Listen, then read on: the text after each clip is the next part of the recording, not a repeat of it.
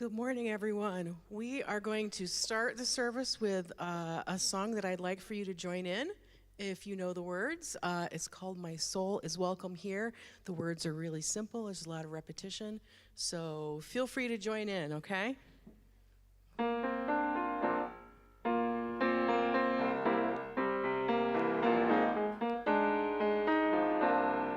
I'm in the right place at the right time.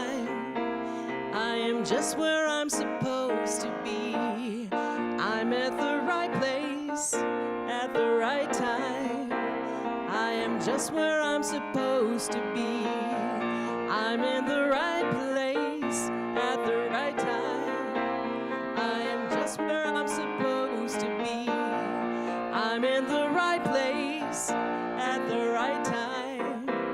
I am just where I'm supposed to be. Oh, my soul is welcome here. Oh, my soul is welcome here. I am getting the message loud and clear. My soul is welcome here. Oh, my soul is welcome here. Oh, my soul is welcome here. I am getting the message loud and clear. My soul is welcome here.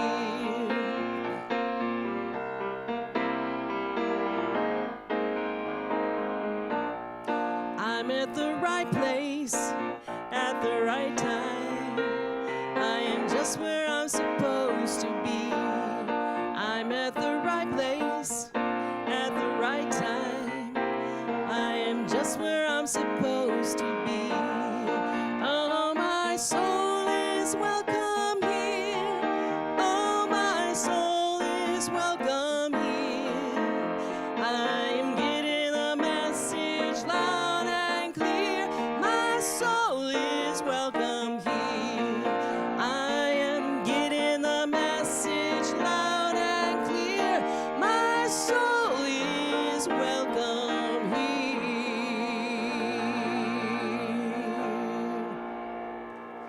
All right.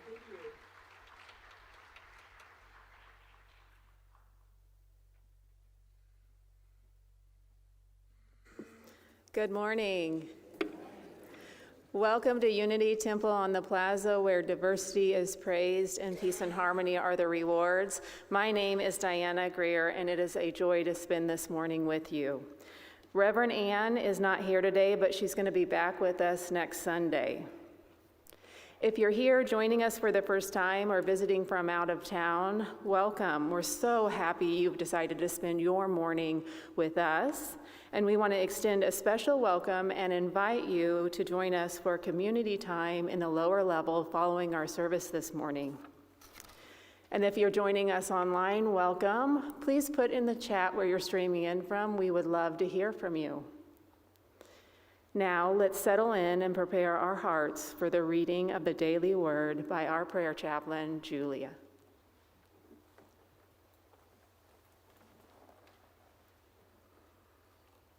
Good morning.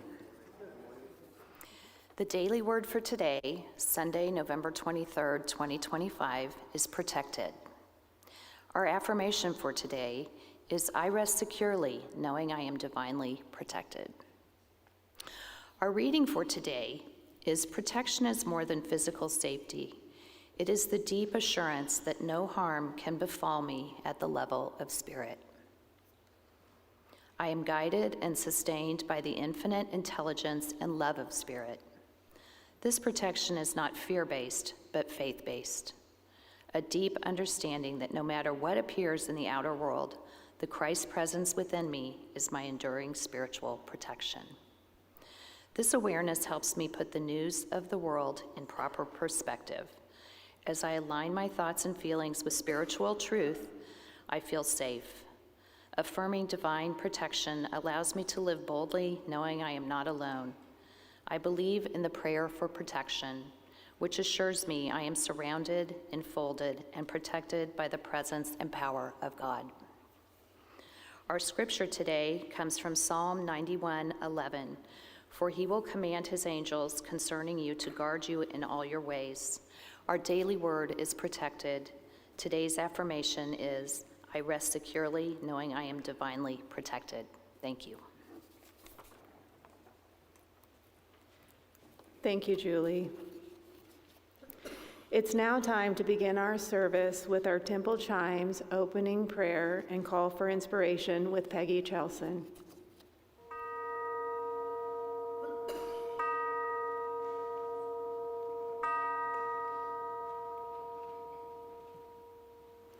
The opening prayer can be found in your bulletin and on the screen behind me. Please follow along. Together, on this day, we dedicate ourselves to peace on earth. We accept ourselves without harsh judgment and express appreciation for our individuality. We live without fear to meet the events of this day with confidence. We accept others without prejudice to experience a sense of unity with all people. We honor our earthly environment and recognize a oneness with all creation. In harmony with ourselves, our lives, other people, and all of nature, we live this day with a peaceful mind, a peaceful heart, and a peaceful spirit. Thank you, God. Amen.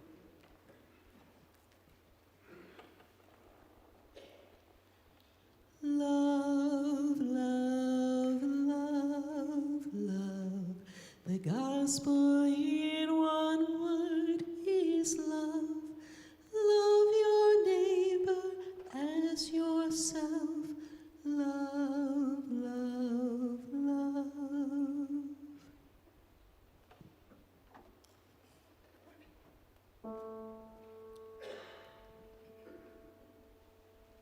Bring it on. Everything new, everything different, everything true. I am ready for the next thing to do. Oh, I know it's gonna be everything new. I'm through crying, and I'm through waiting.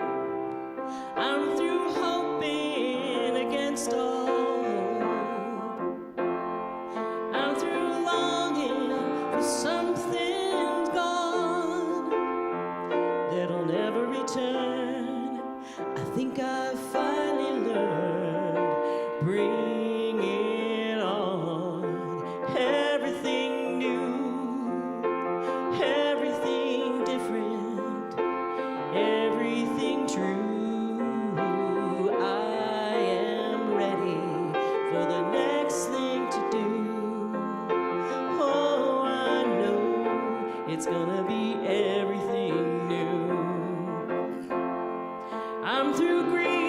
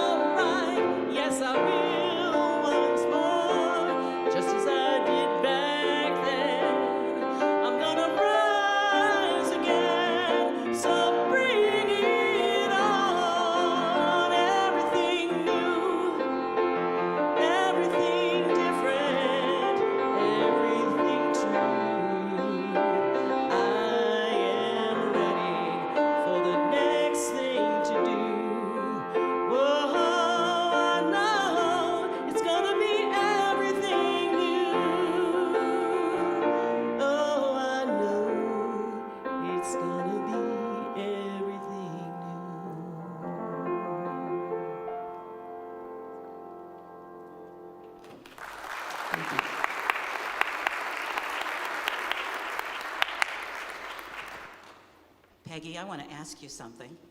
That was beautiful, first of all. And you're in a concert this afternoon, and you've been rehearsing for a while. Yes, ma'am. So tell us where you're going to be. It's St. Mary's Episcopal Church, which is about 14th and Holmes. It's a wonderful church. The stained glass has been restored by one of our congregants, Brian Lewis. It's an absolutely gorgeous church. And at 3 o'clock this afternoon, I'm going to be in a concert. The group is called Songflower, and it's going to be a brief concert, maybe about a little more than an hour, but it's going to be lovely. It's a beautiful place. It's going to be beautiful music. So if you can take a respite from something else that's happening this afternoon in this city, please come out and have a listen. Thank you. Thanks, Sandra. Thank you, Peggy. We have such amazing talent in this church, and some of you are sitting there with talents and you're not sharing them. And you know, I have a thing about that. You know, God gave you all these gifts. You're supposed to use them. So I have this one, I think it's a gift, and it's telling jokes. And I love a good joke. I love a good joke. I grew up with a man who, he had these deep dimples, and as my dad got older, it was just one long line down his face leading to his dimples. He was amazing. And he was good at joke telling. So I happened to be, Dr. Catherine Thomas, who was a longtime member of this church, passed away on, what was it, October 15th? Or November 15th. And Catherine was the reason I became a unity minister. She pushed me, and she pushed a lot of people. If you had a goal and you told Catherine what it was, she was going to make sure that she reminded you every day. So Catherine became the executive director of Unity Urban Ministerial School, and when she stepped down from that position in 2017, I ended up taking her place. And Diana is one of our students. She's a licensed Unity teacher now and studying to become an ordained Unity minister. She's our next generation, so let's give Diana a hand for that. So as I was going through many of Catherine's things, helping to plan her service, and I have accumulated a lot of stuff of hers, and I was digging through it, and I found one of my talks. It was on a CD. We used to give out CDs before we had the internet and live streaming, and it was a CD, December 11th, 2016, and it was an Advent talk, The Power of Love. And what fascinated me about this talk is I thought I was listening to somebody else. I was cracking up, like, oh, who is that woman that told that joke? That is hilarious. Now, normally when I tell a joke, it has to do with something I'm going to talk about, but this one was so good and so funny that I thought, well, I'm going to take a break from my normal routine. I'm going to share this with you. So there was this frog, and he walks into a bank, and he says, I need a loan for $30,000. Now, the bank loan officer's name on her desk was Patricia Wack. And she said, well, I don't know you. What's your name? Well, my name is Kermit Jagger, and I need a loan for $30,000. She said, well, for that kind of loan, you have to have collateral. He said, well, I do. I have this little thing, and it doesn't look like much, but it's worth a lot of money. And she says, I don't know what that is, but I'll have to talk to the bank manager. He says, well, it just so happens my father knows the bank manager. They've been best friends all their lives. My father is a famous rock star. She says, okay, fine, but I still have to talk to the manager. So she goes to the bank manager. She says, there's this frog standing at my desk. He claims he has collateral. He wants $30,000. He's got this little thing. I have no idea what it is. And he claims his father is a famous rock star. His name is Kermit Jagger, and he says his father's a famous rock star and your best friend. And the bank officer looks at her, holds up the little pink elephant, and says, you don't know what that is? Patricia Wack, you don't know what that is? It's a knick-knack, paddywhack, give the frog a loan. His old man is a rolling stone.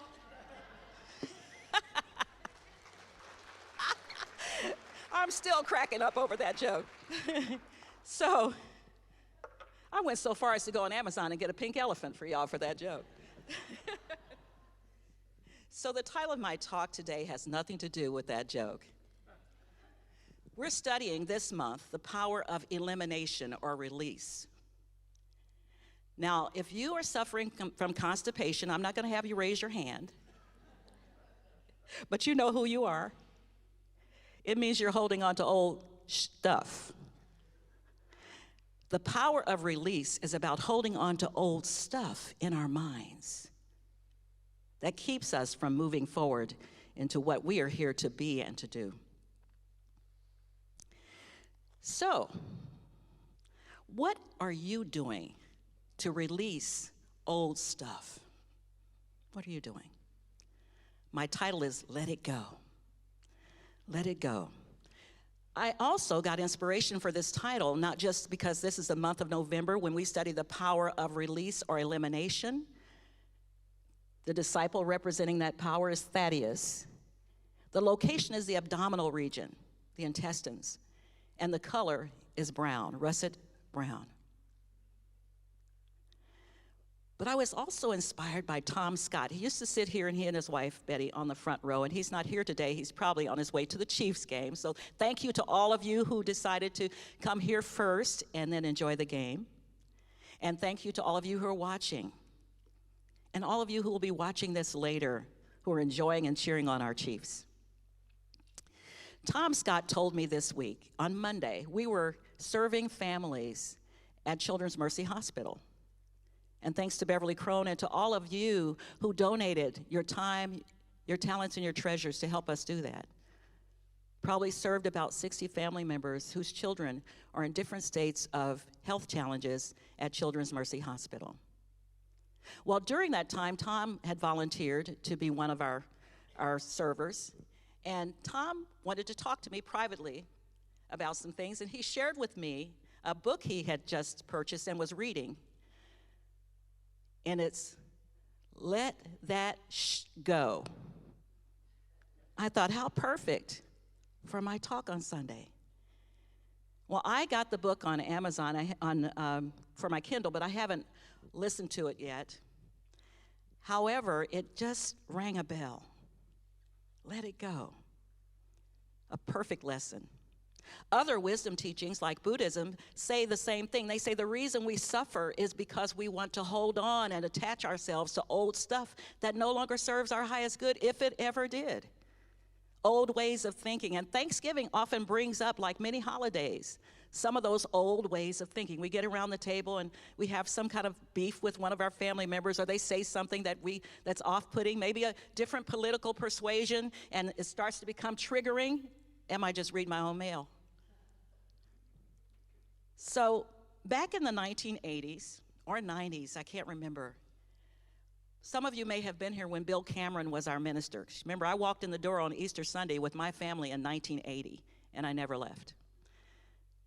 So Bill Cameron was a great minister, and he had us do plays, sometimes on this stage and sometimes on the stage downstairs in Temple Space, or in Unity Hall. Well, one of those plays was You Can't Take It With You. It was a Pulitzer Prize-winning play in about the 1930s or 40s. And Bill Cameron played the part of Mr. Kalinkov, who was a Russian dissident. He had moved to the United States, the character, right after the Russian Revolution. And I played the part of Reba. There were two families. There was a wealthy family and a family that was not so wealthy.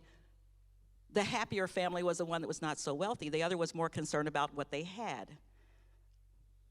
I played Reba, the maid. And to tell you how amazing Bill Cameron was, many of you never met my husband because he's extremely opposite of me. He's shy. And the one time that I called him out, he was sitting here, I mentioned something, and he never came back again. So he watches. He watches. And he gives me advice like which shoes would work better, with which outfit. Is that skirt too tight or too short? I mean, that's what his job is for my role on Sunday mornings, and he does it well. So Bill Cameron got Phil Campbell to play Donald, the boyfriend of Reba, the maid, who was a self-appointed handyman. And that has stood out for me because I wish I can't get Phil to do much of anything. And Bill got him to be in a play in front of a lot of people. That's not common for Phil Campbell. I'll never forget that. But the conflict in this family arises when the son from one of the families and the daughter from the other marry each other. And the family, the wealthy family, didn't like the family that wasn't so wealthy. But the wealthy family wasn't as happy as the family that was not as wealthy. Their conflict changes when they realize that happiness is more important than wealth, and that true joy comes from living a life of personal fulfillment, not material possessions. When we get it in our minds that we are greater than anything going on in outside of our world, we realize that happiness is contingent upon something inside of us, not what we have. Because in the end, as the title of the play says, you can't take it with you. The things we leave behind when we leave this world, this life experience, have no more value to us. Sometimes we're forced to let go. Lily Riley was a longtime member of this church, and we became like mother and daughter. She was the woman who wore all the beautiful hats. She was on the women's auxiliary, and she loved this church. She'd been here for over 30 years. And when she was diagnosed with Alzheimer's, I was the closest person to her to help her. The one thing that stood out for me about Lily having Alzheimer's is she didn't remember bad things. She didn't remember anything in her life that was negative. She lived in the moment.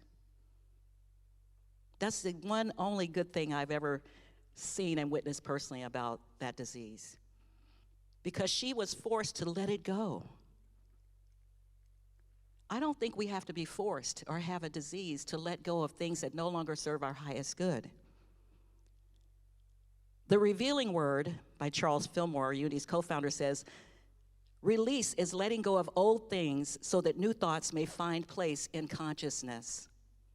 A healthy state of mind is attained when the thinker willingly lets go of the old thoughts and takes on new ones. Now, I struggle with this sometimes. I relive things over and over again that bother me, and I can't seem to shake them off. Does anybody else have that experience? Yeah. It's not easy. It's simple, but it's not easy. It takes practice. And the one practice we do that helps us in this service is our time of meditation. That is designed so that you don't have to listen to me stand here and act like I know what I'm talking about, because I'm experiencing some of the same things that you are. All you need to do is turn within. The answers are within. In the Bible class, we've been studying the Old Testament from a metaphysical perspective. And this month, we've been studying the book of Esther, one of my favorites in the Old Testament. Esther had to decide to risk her life to help her people. She had to overcome her fear. She had to let it go. And the one statement in that book that really grabs me is, you were born for such a time as this. The reason you're here today, the reason you're in this sanctuary, the reason you're here in this world today, no matter what's going on in the outside world, is you were born for such a time as this. So ask yourself, what am I doing here? And what is mine to do?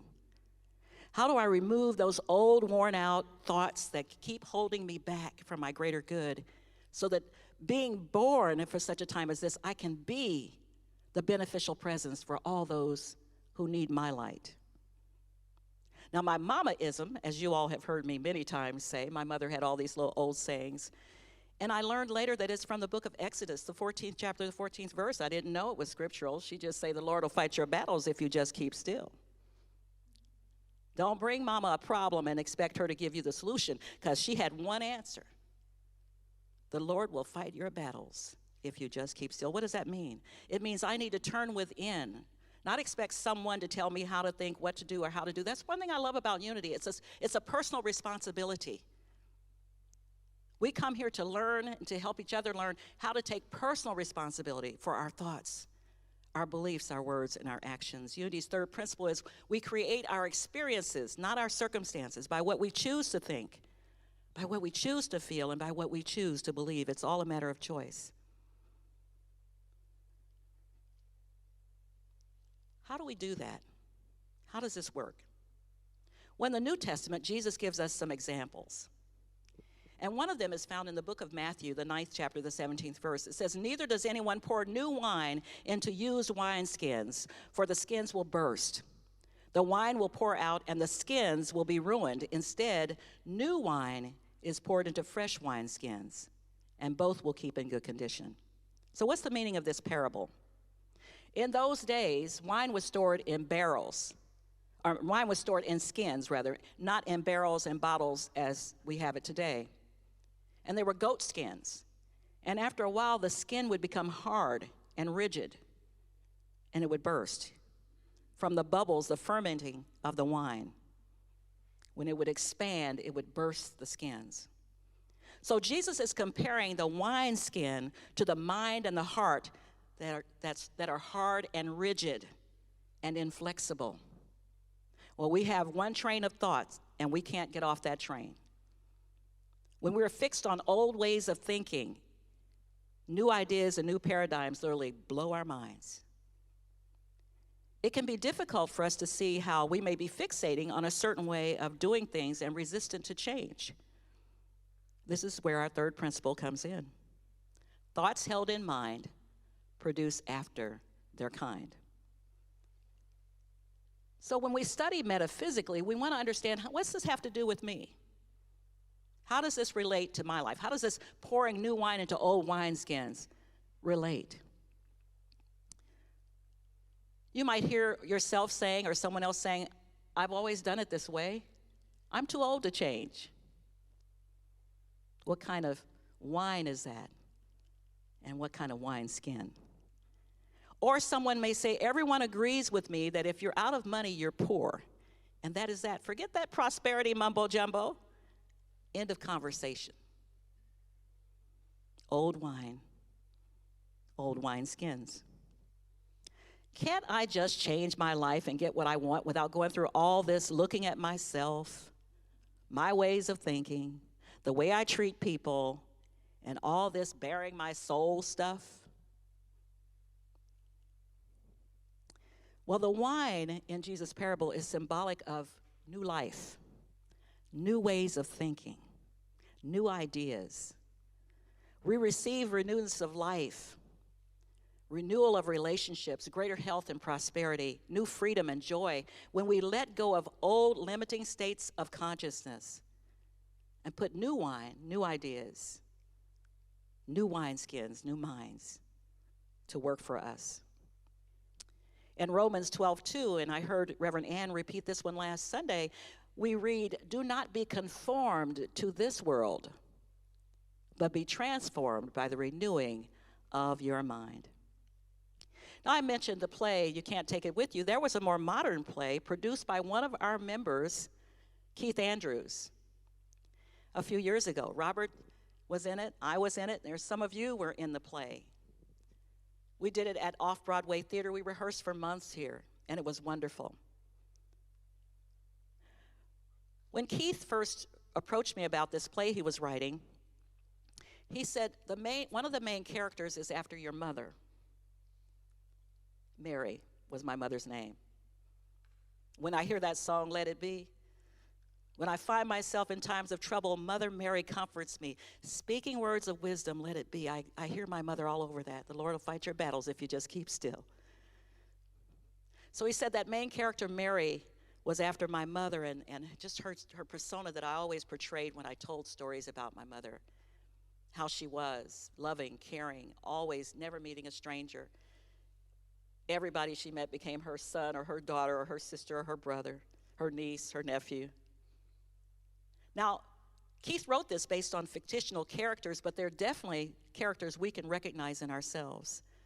And the theme of the play, and I hope he'll bring it to us again someday, and Robert composed the music, he and Aaron, and it was just amazing. The choir and all of us just had a ball. The theme of the play is two young boys in the South in a time when racism and prejudice were more palpable, believe it or not, than they are today in our society in some places. And they find themselves falling in love.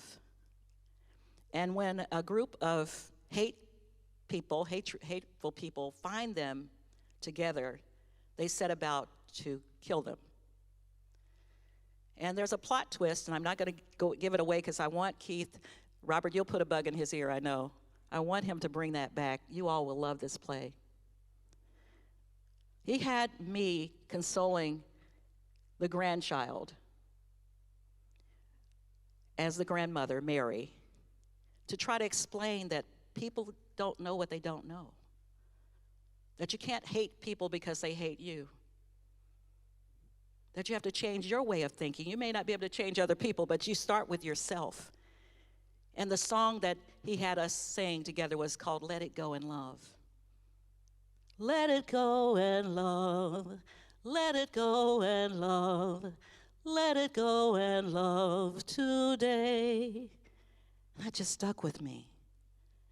Because if we can let go of whatever it is that's troubling us, we need to replace it with something. Nature abhors a vacuum, so when you let go and you go through all these denials and you don't put something affirmative in its place, that old thought will just keep coming back. And you keep saying, I can't get this out of my head. Why can't I get over this?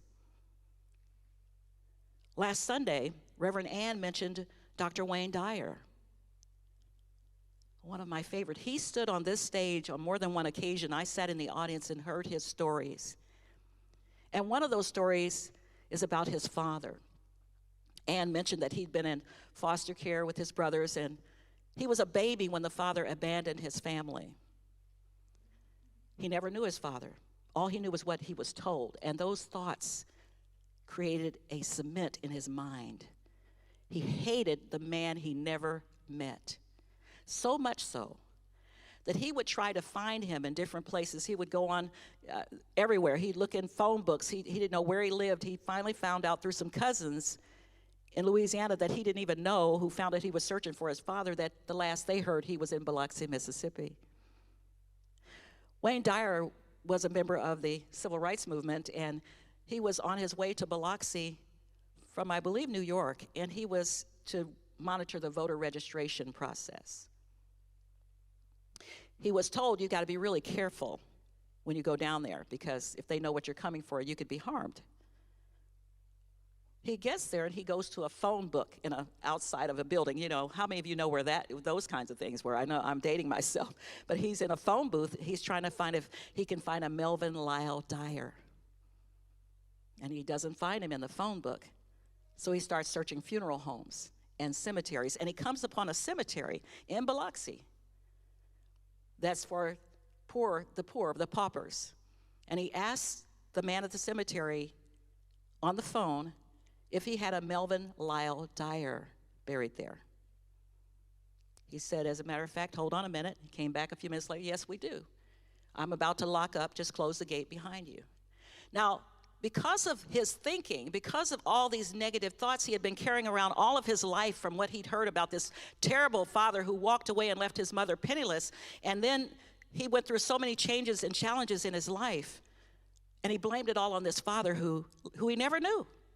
He just knew the stories, and those stories had just impacted his whole consciousness. He was angry, he was bitter. And his whole goal to find his father, if he was dead, he said, and I'm going to use the exact words that he said, I'm going to piss on his grave. That's what he said, sitting on this stage. So he gets into the cemetery, and he finds a little marker that says Melvin Lyle Dyer. And all of a sudden, all those negative thoughts, all those things he had been told, just changed in an instant. And he said, I don't know you. We never met.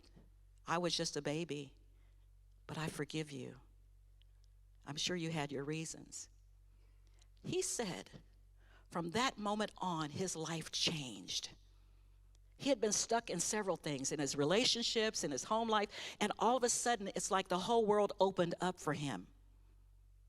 Because when you're holding on to old stuff, You block your channel for the good that's waiting to come.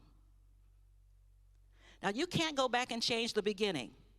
He couldn't hit rewind or play back his whole life to go back to the beginning.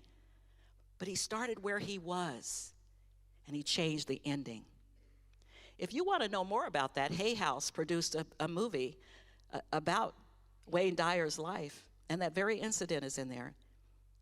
And it's called My Greatest Teacher. You see, sometimes the very people that are thorns in your craw are your greatest teachers. Sometimes those very things that you keep holding on to that are holding you back are lessons. And when you get those lessons like Wayne did, you can move on. You can't go back and change the beginning, but you can start where you are. Change your thoughts, and you'll change your world. 1 Corinthians 5:7 says, everything old has passed away. Behold, I make all things new. But if there's a blockage, the new can't come in. It's like that old Zen Buddha story where the Buddhist monk was counseling a young man, and it says the young man just goes on and on about everybody who's terrible and how awful the world is and how bad he's treated and nobody's good and it's just awful. And the monk says, hold on, let me get us some tea. So he goes and he gets the tea. And he starts pouring the tea in the young man's cup. And he keeps pouring the tea in the young man's cup. And he keeps pouring, and the tea is running all of it. He says, hold on. I've got you. Okay, I don't need any more tea. I mean, what are you doing? He says, this is just like our conversation. You got so much. Your cup is so full that nothing else can get in it. We have to let it go. We have to let go of those things that are not serving our highest purpose so we can have the stuff that we know we're entitled to that is good for us. Now, when Tom Scott told me that story that I shared earlier about this book, Let's Go, he said you have to, every time it comes up, you say, dead thought. Dead thought. Just remind yourself, dead thought. Dead thought. Now for me, I have a physical, there's a mental equivalent. Emmett Fox said there's always a mental equivalent to everything we're going through mentally. There's something physical. So the equivalent to this mental, replaying the same old stuff over and over again in my mind, is to get busy with my physical body, declutter, get rid of stuff. And I find that it works. As I'm decluttering, something is opening up in my mind. I see some head nodding. It's true. So if you haven't tried that lately, if you need to do some decluttering, you might be surprised at what you open up in your consciousness. So for those who are watching, you may be anywhere else in the world, and maybe not in the northern hemisphere where we're starting our fall season, but if you're in the fall, you know that the leaves are changing colors and falling from the trees, and pretty soon our trees will be barren. Well, there's a lesson here. Autumn shows us how beautiful it is to let things go. How beautiful it is to let things go. Remember, those trees that lose their leaves every year, they still stand tall and they wait for what's coming. New leaves, new wine, new wineskins. So I want to ask you, what are you holding on to? That's my own question. What are you holding on to? What is holding you back? Everything begins in the mind first. When I closed Dr. Catherine's service 2 weeks ago, I had given everybody a fork, a little gold fork. And of course, they're wondering what the fork was for. I have to be careful how they say that. They're wondering about the little gold fork. And I was reminded of a story I'd heard a preacher who was eulogizing a good friend and said that when she came to him before her death, she said, I want to be buried with a fork in my hand. And I don't let my family or anybody talk you out of it. He said, a fork in your hand? Okay. So people are passing by her casket and they see this fork in her hand and they're all wondering, what's the fork for? And he told the story. She loved dessert. Catherine and I were just alike. We loved dessert. I don't feel like I've eaten unless I've had dessert. before the meal and after the meal. Catherine loved dark chocolate. And whenever I'd go to see her, I made sure I took some really good dark chocolate to her. So the story is that when we're at that place in our life where it's time to let go, keep the fork. Because when you're at a banquet, and life is a banquet, and you're served a really good meal, if yours is steak and potatoes, chicken, fish, salmon, vegetables, whatever it is that really lightens up your taste buds. And after you've had that meal, the waiters come along and they take your plate and they take your utensils and they say, keep the fork, because the best is yet to come. The best is yet to come. When we clean out those old thoughts, you see, I still would have that taste in my mouth of that good fish or salmon or steak or chicken or whatever. I mean, I wanted some more of that, but I got to let that go. Clear my palate so I can savor what's next. That's the same process as cleaning out your mind so you can be prepared for the best that's yet to come. See, there's no instant cure for getting unstuck in our heads, but with practice, by surrendering to what is, the appearances, and looking forward to what can be, knowing how to hold on when it's time and how to let go. You know, like Kenny Rogers said, you got to know when to hold them, know when to fold them, know when to walk away, and know when to run. There's no instant cure, but the process is, through affirmative prayer and meditation, we can let go. It just takes practice of those things that no longer serve our highest good. So each of you should have received a little orange strip. Okay, I want you to take that little orange strip out. And I want you to read the affirmation. Easily, gracefully, I release the past. I am free in this moment for all that is possible now. See, if your cup is full, there's no room for anything that's possible. Easily, gracefully, I release the past, and I am free in this moment for all that is possible now. Can I get you to say that with me? And if you don't have it, I'll repeat it. Easily, gracefully, and they're in the baskets on the way out if you didn't get one. Easily, gracefully, I release the past, and I am free in this moment for all that is possible now. However you plan to spend the holidays, remember that opportunities will come up for you to practice the art of letting go. Letting go of past hurt, letting go of anger, letting go of resentment, who didn't do what to who, feelings of inadequacy, and much more. It's a simple process. Take the little strip with you. Pass it around to some of those at the table. The first thing is to acknowledge the situation. Okay, this is bothering me. Why is this hurting me? Why is what that person said irritating me? And then I want you to look at that jasper stone on the other side. That jasper stone that is attached to the affirmation represents patience. It represents release, strength. Take it with you. When you need a reminder to let things go, hold on to that stone. As troubling thoughts come out, just say to yourself, dead thought, and let that go. Before we move into this time of meditation, I have a shameless plug. We have some members in our church, I've talked about some of these plays, who are in a movie, a Hallmark Channel movie called Grand Ole Opry Church. So if you're here, I want you to stand up.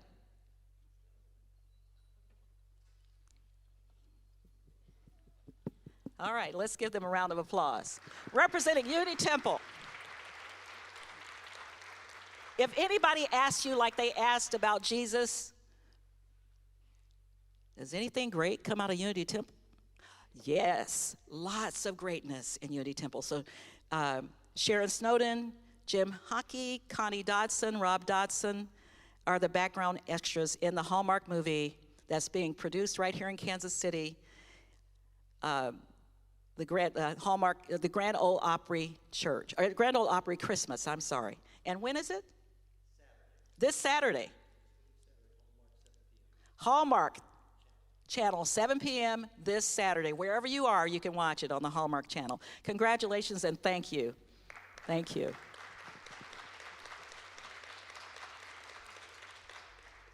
So remember, let it go and love. It's that simple. We'll now begin our time of meditation.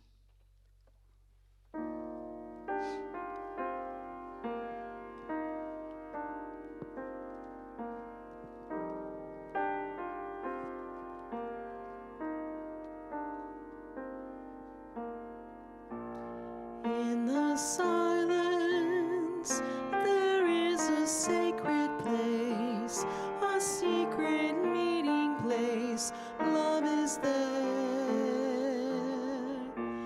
In the silence, where every color blends and every rainbow ends, good is there. In the light, now you find that you know peace of mind.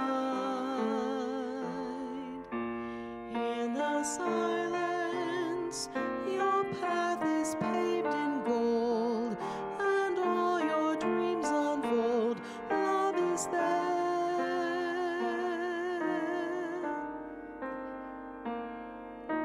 Peace is there.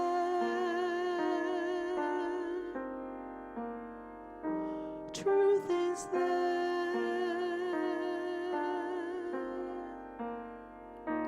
God is there.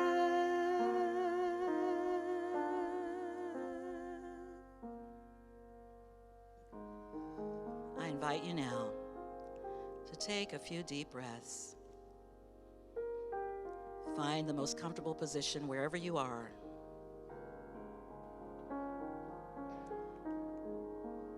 Release anything that you might be holding on to physically or mentally.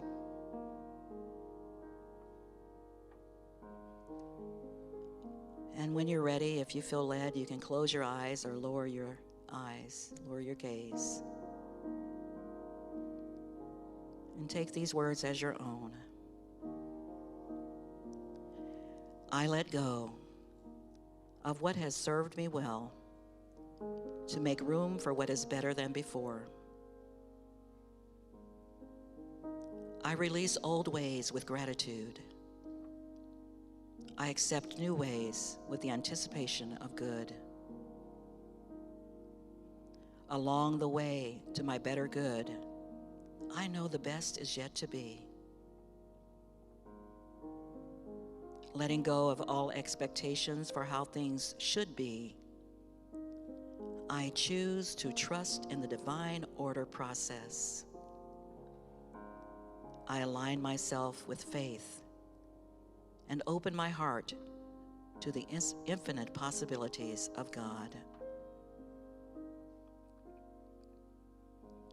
I release all doubt, fear, and negative imaginings from my mind. They cannot hurt me. They float above my head and dissolve. I breathe. I breathe deeply and release all negative feelings. I relax and refill my being with God's powerful love. Love is all there is. Love surrounds me. Love enfolds me. Love guides me. Love directs me. Peace, sweet peace, now soothes my soul. Any intrusive negative thoughts are released and tossed into the sea of nothingness. Forgiven, forgotten, with focus only on the goodness of God, filling every crevice of my consciousness, and I am blessed I am blessed. And now I move into a few moments of silence. And as thoughts come up to disturb my peace, I remind myself it is a dead thought, and I release it to the nothingness from which it came. And I affirm only good in my life in the silence.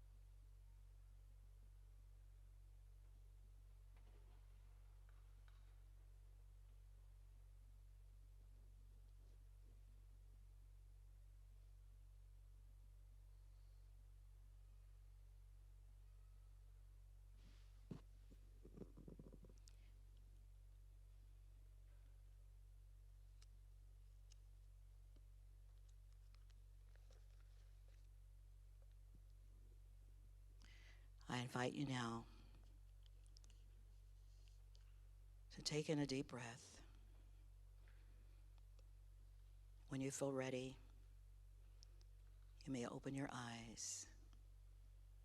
This is a practice you can do anytime, anywhere, to release all of those negative thoughts that continue to bombard our consciousness and replace them with the good that you know is waiting for you to discover.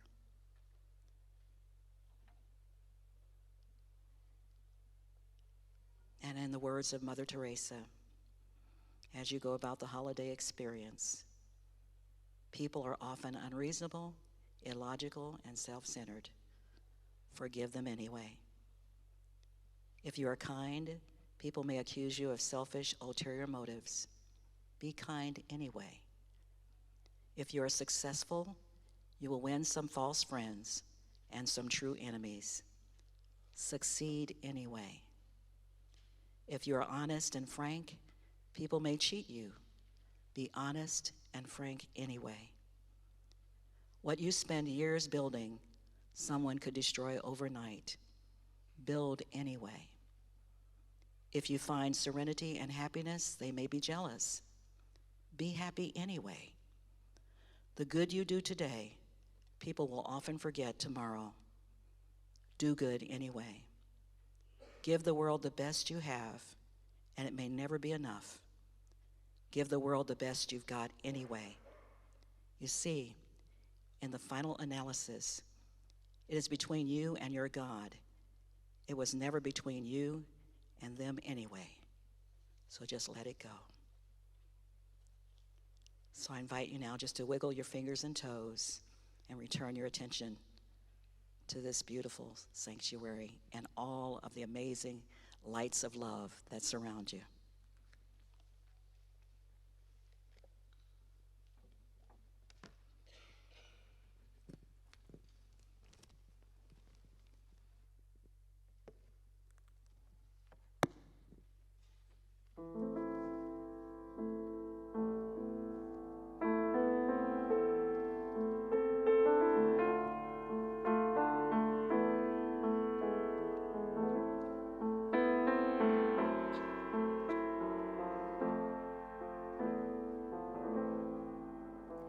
Let go of the shore and let the water carry you. Let go of the shore, float into the mystery. Let go of the shore and let the water carry you.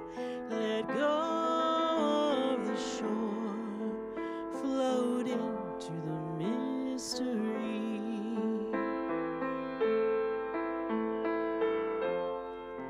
You have all you need, it's all inside of you. Close your eyes and breathe and know that you are safe. Let go of the shore and let the water carry you.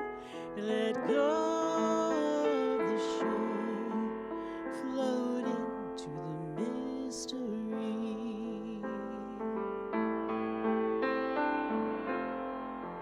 No need to make a plan, your heart will be your compass.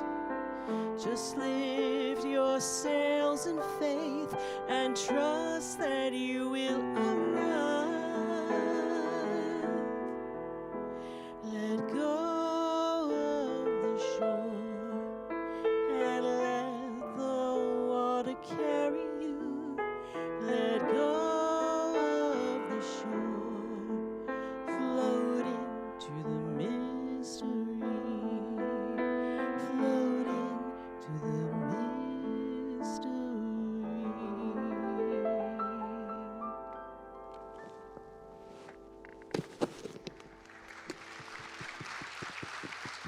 Thank you, Peggy. Thank you, Robert. Winston Churchill said, if you want to swim out to the shore, you have to have the courage to leave. If you want to swim out to the ocean, you have to have the courage to leave the shore. And that's about letting go of those old thoughts that hold you back. It's now time in our service when we share our gifts. I invite you now to take your gifts in your hands, your hearts, and those of you watching, in your minds. And remember that when you give to Unity Temple on the Plaza, you're serving people all over the world and in our community where there are people in need who come into this building for sanctuary, for a drink of water, to use the restroom, to get warm in the when it's cold, to get cool in the summer. We are a haven, as Charles Fillmore said, of rest and inspiration for all people. So as we take our love offerings in our hands, our hearts, and our minds, remember that you can also donate by clicking the donate button for those who are watching on live stream. You can become an ambassador for recurrent giving just by going on the website, unitytemple.com, and that way you don't have to worry about writing a check at the moment or giving, and no gift is too small. So thank you for your gifts. And we affirm this together. Divine love, through me, blesses and multiplies all that I give and all that I receive. And so it is. Amen.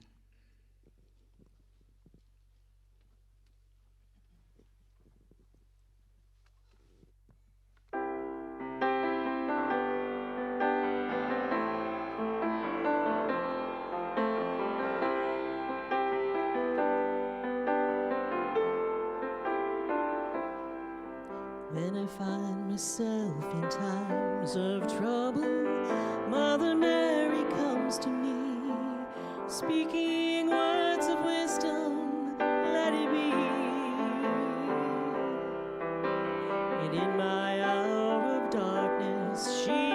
standing right in front of me, speaking words of wisdom. Let it be,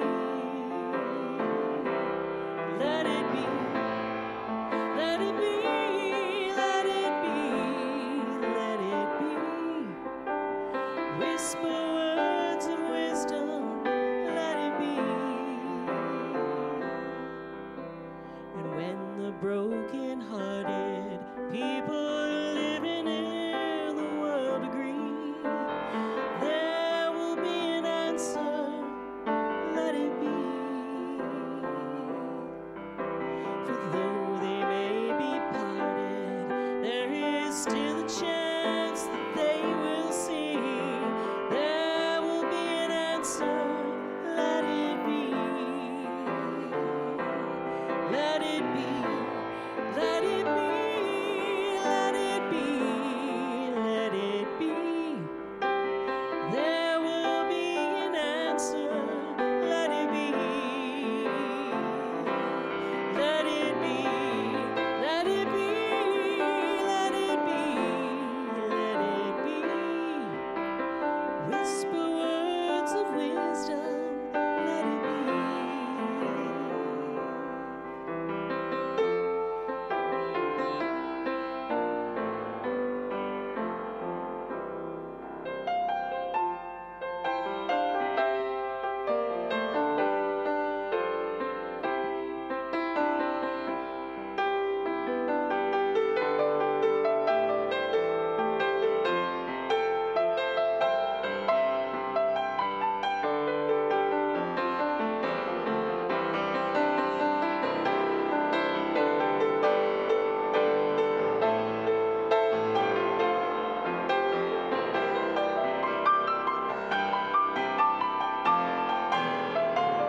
Oh, let it be, let it be, let it be, let it be. Whisper words of wisdom, let it be. And when the night is cloudy, there is still a light that shines on me. Shine until tomorrow, let it be. I wake up to the sound of music. Mother Mary comes to me, speaking words of wisdom. Let it be. Oh, let it be. Let it be. Let it be. Let it be. Now there will be an answer. Let it be. Oh, let it be. Let it be. Let it be. Now let it be. There will be an answer. Let it be.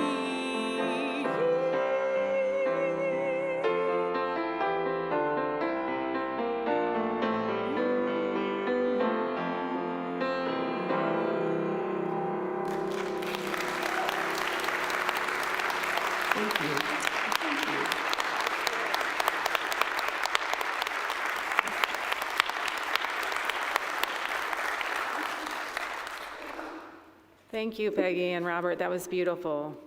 This morning, I want to take a moment to recognize our wonderful prayer chaplains who are serving us today, Connie and Julie. They'll both be available after service right up here in front of our sanctuary to offer one-on-one prayer support. Please know that anything you share with them is held in the strictest of confidence, and they are honored to pray with you. There are several announcements. Please remember to join us for a special viewing of Queen Esther today at noon in Temple Space, which is located downstairs. The story of Queen Esther highlights themes of courage, faith, and belief that there is a bigger plan for everyone, even during these challenging times. This Christmas, you can help bring more light into a child's life. Simply choose a name from the angel tree using the QR code on your bulletin. Shop for a gift that matches their wishes and wrap it with love. Then turn your wrapped and labeled gifts to Unity Temple office by Sunday, December 14th. Thank you for helping share the spirit of Christmas and reminding every child that they are seen, valued, and loved. And don't forget to join us next Sunday at 10:30 a.m. for the first Sunday of Advent, which is Hope. Reverend Ann Tabor will share the message, A Glimmer of Hope. You'll notice in the back of your bulletin a QR code to sign up for our weekly newsletter. It's a great way to stay up to date on all of the exciting events happening here at Unity Temple on the Plaza. Now please, everyone stand as we welcome our children in. Walking in the light of God, we are walking in the light of God. We are walking in the light of God. We are walking in the light of God. We are walking, we are walking, we are walking in the light of God. We are walking, we are walking, we are walking in the light of God. Oh my goodness, look at all these bright lights today. Wonderful. What happened today? A party. We had fun today. We talked about gratitude since it's Thanksgiving break, and we talked about everything that we're grateful in our lives. But then we got to do a walking meditation and be the animals that we're grateful for. Very slowly. And notice just check out what we see when we're those animals. Like, what are we aware of and what are we grateful for? That's what we did. Thank you, Maggie. Thank you, Steffi. And thanks to all of you.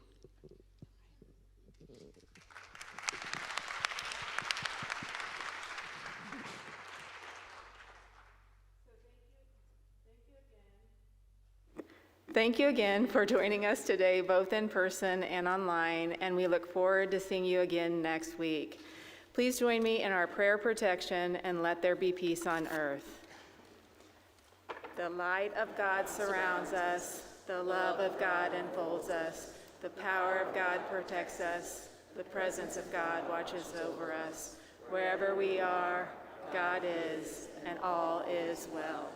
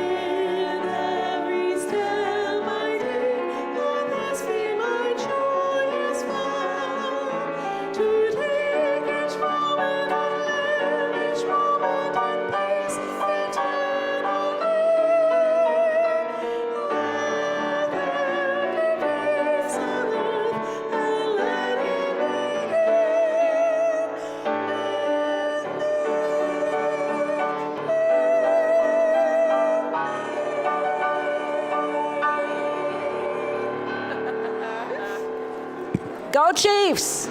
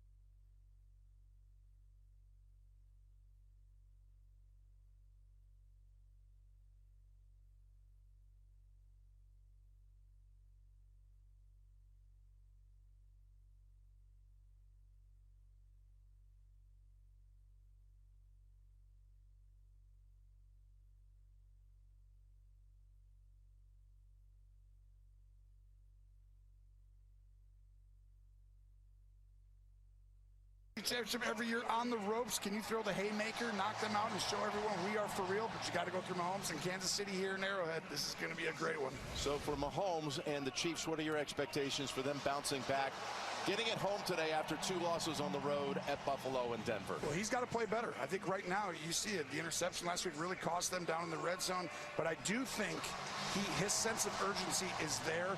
He's going to empty the bucket today. Expect him to use his legs, get the ball down the field. I expect him to bring a performance. And this guy has been something to watch. He had over 200 yards last week. They rushed for 323 yards in that game against the Falcons their last time out. Yeah, game goes through him. You got to get him the ball. And you'll see on Wayfair here. Let's take a look, Tony. Speaking of Wayfair, who brings it home? Presented by Wayfair. Nice play there, and who brings it home is going to be the determining factor in the game. Which Daniel Jones we see? The guy earlier in the year? The guy just been a little rusty lately. They need to play more man coverage. Why you go get Sauce Gardner, Ward coming back? They can do that now against the Chiefs. Chiefs commit to the run. If they just impose their will, they can win this game. And the way they do that is also on the defensive line. Contain Jonathan Taylor. Talking to you, Chris Jones, this is going to be your game. You've been saying for the last several weeks they got to commit to the run. By the way, Isaiah Pacheco is inactive yet again today. Still out with the knee injury. Colts and Chiefs. It's a big one, and it's heading your way in a moment on CBS. CBS celebrates its beloved comedy. Don't make me cry! The Everybody Loves Raymond 30th Anniversary Reunion. CBS tomorrow, 8, 7 Central. Don't fumble through your day. Catch CBS Mornings weekdays at 7. Touchdown! You know, there's millions of people without the health insurance they need. I get it. You feel like it's too pricey, a headache to deal with, and not worth it. You deserve something better and better. We're on a mission to get everyone high-quality health insurance. We have plans with low out-of-pocket premiums, with a network of local doctors and a rewards program for making healthy choices. Nice. That's why we're America's #1 marketplace health insurance. So call us or go online now. And better health. On a mission for better. A perfect round of golf. A relaxing day at a world-class spa. A sumptuous meal in a fine restaurant. Just some of the gifts available from the Robert Trent Jones Golf Trail and its resort collection. For a gift that's easy to wrap and never goes out of style, consider RTJ gift cards and resort cards. Visit rtjgolf.com/gift cards to find out more. The holly jolly saucy tangy McRib season is here. Now at McDonald's, buy a McRib extra value meal and add a McRib sandwich for $1. Ba-da-ba-ba-ba. Do you want free internet? Forever? You got it. Really, we mean it. Spectrum is offering free fiber-powered internet forever. Want it? Just call this number and switch 4 mobile lines to Spectrum for a lifetime of internet you never pay for. It's not a trial. It's an unprecedented offer. So we'll say it again. Free fiber-powered internet forever. Have you called yet? Because your internet is forever. But this ad ends now. Shop incredible Black Friday deals on electronics at NFM. Right now, save up to $250 off qualifying electronics. The more you spend, the more you save. Upgrade and save up to $2,500 on TVs. We have the brands you trust at the lowest prices, guaranteed. Plus, get 24-month financing on select electronics purchases. Don't miss huge Black Friday savings on the best sellers, latest trends, and the hottest gifts. Only at NFM. I'm attorney Mike DePasquale. We hear this all the time. I don't need a lawyer. I can handle it myself. That's a bad decision. We've handled thousands of these cases. If you've been hurt, call me. I've got this. Don't miss the action. Kickoff starts with McDelivery. Order right now.